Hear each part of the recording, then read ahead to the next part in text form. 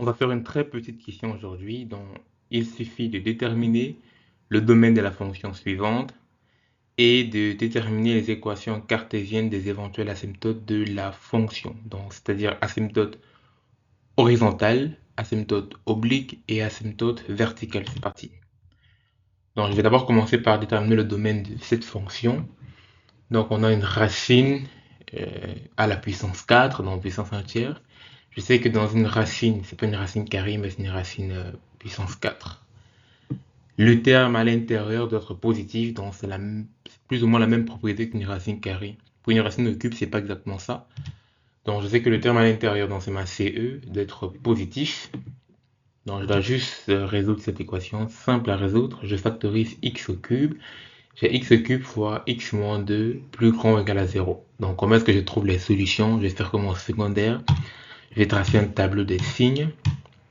Je vais m'intéresser à trois régions. La première région pour x inférieur à 0. Bon, d'où je prends les valeurs critiques, c'est juste les racines. On voit que les racines, c'est 0 et 2. Donc, entre 0 et 2, je sais que déjà que en 0, x égale à 0, x égale à 2, l'équation est satisfaite parce que le terme ici va être nul. Donc, si c'est nul, c'est égal à 0, pas de problème. Et ensuite, plus grand que 0. Donc, qu'est-ce qui se passe quand x est négatif pour le premier terme? Pour, euh, pour ce terme, on a un truc qui est négatif. Attends, là j'ai trois termes, j'ai x, x moins 2 et le produit des deux. Pour le premier, c'est négatif. Pour le deuxième, c'est négatif parce que un nombre inférieur à 0 moins 2, c'est négatif. Du coup, moins fois moins, ça fait plus. Entre les deux, entre 0 et 2, ok, x est positif, mais x moins 2 est négatif. Parce que si je prends un nombre inférieur à 2, moins 2, ça donne un truc qui est négatif. Et le produit des deux est négatif. Donc cette région ne satisfait pas ma condition d'existence. La troisième région, un nombre supérieur à 2, j'ai x qui est positif, j'ai x moins 2 qui est positif et j'ai le produit de 2 qui est positif. Donc ma région ou alors mon domaine, c'est ça et ça. Hop, là j'ai trouvé mon domaine. Je passe à la suite. Je dois déterminer les asymptotes. Donc je vais commencer par l'asymptote horizontale. Il y a E horizontal, je pense. Excusez-moi, je fais beaucoup de fautes de frappe comme ça. Horizontale. Je ne suis même pas sûr qu'il y a E horizontal, mais bon, je mets quand même. Donc l'asymptote horizontale, c'est la valeur de y telle que quand x tend vers plus ou moins l'infini, cette valeur existe. Donc c'est la limite de f de x quand x tend vers plus ou moins l'infini, de la gauche vers de la droite. Si cette valeur existe, alors cette valeur est mon asymptote horizontale. Mais on voit clairement ici que quand je calcule la limite de ça quand x tend vers l'infini, j'obtiens l'infini parce que j'ai x puissance 4 à l'infini. X puissance 4 dans l'infini à la puissance 4 est plus grand que l'infini à la puissance 3. Et si je fais la soustraction, j'aurai encore un peu de l'infini. Je mets la racine cubique, j'aurai de l'infini. Je peux démontrer ça de façon plus élégante en factorisant le x puissance 4, en calculant un peu tout ça, mais on voit clairement que ça va tendre toujours vers l'infini, ce terme-ci. C'est un terme qui est quadratique, quadratique. Donc si je fais tendre un terme quadratique à l'infini, bah, ça tend vers l'infini. Donc il n'y a pas d'asymptote horizontale. Ensuite, non, je pense qu'il n'y a même pas de E ici. Je pense qu'il n'y a pas de E. Bon, c'est pas un cours de français ici, on continue. Asymptote oblique.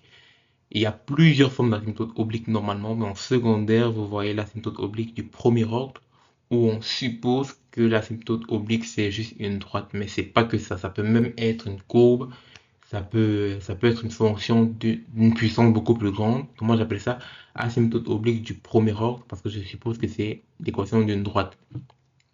Comment je trouve le coefficient m et p? Le coefficient m et p est donné par ça. Donc, un peu la logique mathématique, c'est que m c'est la valeur d'une pente, et ça c'est une pente en fait quand x tend vers l'infini. C'est un peu la définition concrète de ça. Alors tu peux juste mémoriser les formules par cœur et tu t'en fous complètement du sens mathématique. À toi de voir. Donc c'est la limite de f de x sur x quand x tend vers plus ou moins l'infini, et p c'est la limite de f de x moins m de x quand x tend vers plus ou moins l'infini. Donc comment est-ce que je trouve ça? Bah, j'évalue.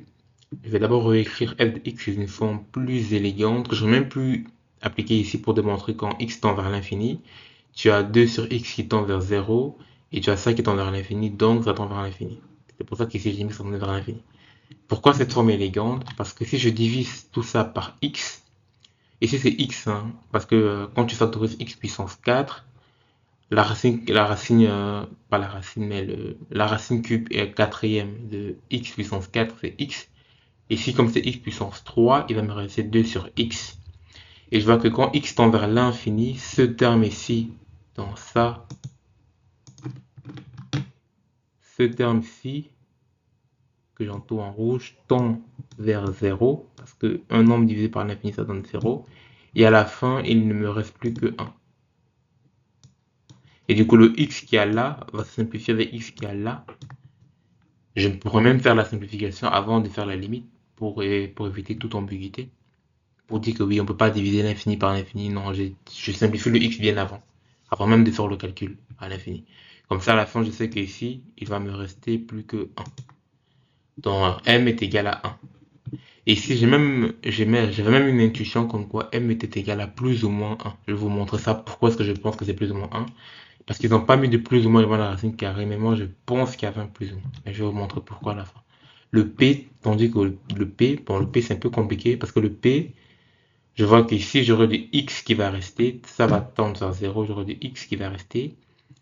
Mais si je fais x moins x, ça donne 0, sans même faire le calcul à la limite. Bon, oui, je fais le calcul à la limite parce que quand je calcule ça à la limite, j'obtiens juste x moins x, à la fin j'obtiens 0. C'est un peu ambigu, mais ça a du sens de dire que ce terme tend vers 0. Tu peux même appliquer l'hospital si tu veux être sûr, mais ça tend bien vers 0. Parce que ce terme ici va tendre vers 0, il va me rester x moins x ça fait 0. Et j'ai un peu peur de dire sur l'infini ou l'infini ça fait 0.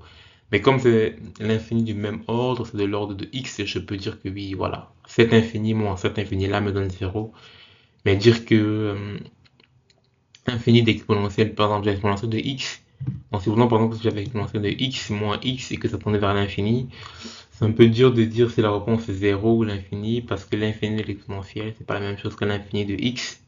Donc pour moi, c'est toujours un peu très très flou. Du coup, j'évite au maximum de faire ce genre de choses.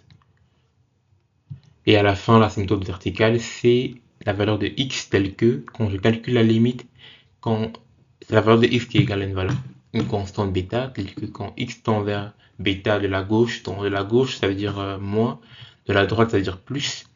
Cette valeur, cette limite me donne l'infini. On voit qu'ici, cette condition est satisfaite uniquement quand x tend vers l'infini. Ben, donc, il n'y a pas d'asymptote verticale. Parce que l'infini ne peut pas être représenté comme une asymptote. Pareil pour ça et ça. Donc, moi, je te conseille de bien mémoriser comment est-ce qu'on calcule les asymptotes. C'est vraiment les trois asymptotes ici. La première horizontale, tu calcules la limite de la fonction quand x tend vers plus ou moins l'infini. Tu trouves la valeur, c'est l'asymptote horizontale. L'asymptote oblique, c'est l'équation d'une droite. Tu trouves le m et le p comme ça. Et l'asymptote oblique, verticale plutôt, ça c'est horizontal, oblique et vertical, c'est la valeur de x telle que la limite tend vers l'infini.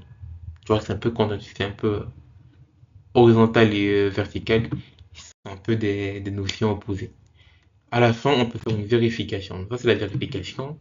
Première chose qu'on remarque, c'est que le domaine est bien respecté. On a dit plus petit que 0 et plus grand que 2. La deuxième chose, c'est qu'on voit bien que, parce que moi j'ai représenté l'asymptote y est égal à x, on voit bien que c'est bien une asymptote pour cette partie, mais pour la deuxième partie, ce n'est pas une asymptote. Et ce qui est très bizarre, c'est que ça touche ma courbe en 0, ce qui n'est pas la vraie définition d'une asymptote selon vous, mais si.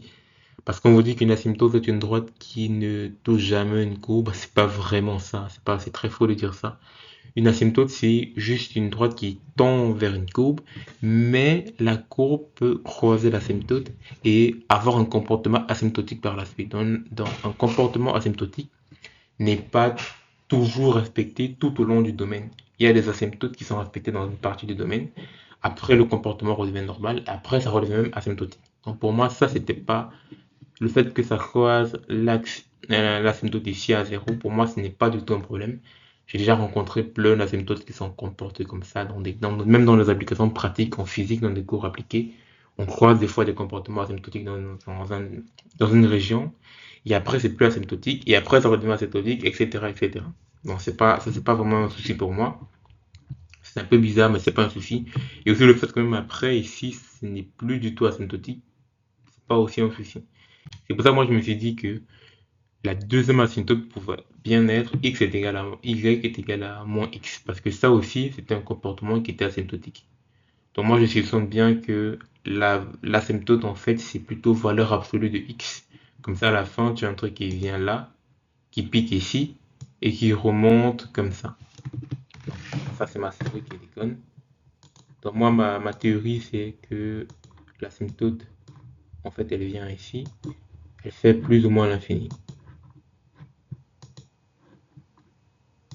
Non, elle fait plus ou moins x. Non, valeur absolue, en fait. Je dessine très mal. Oh là là.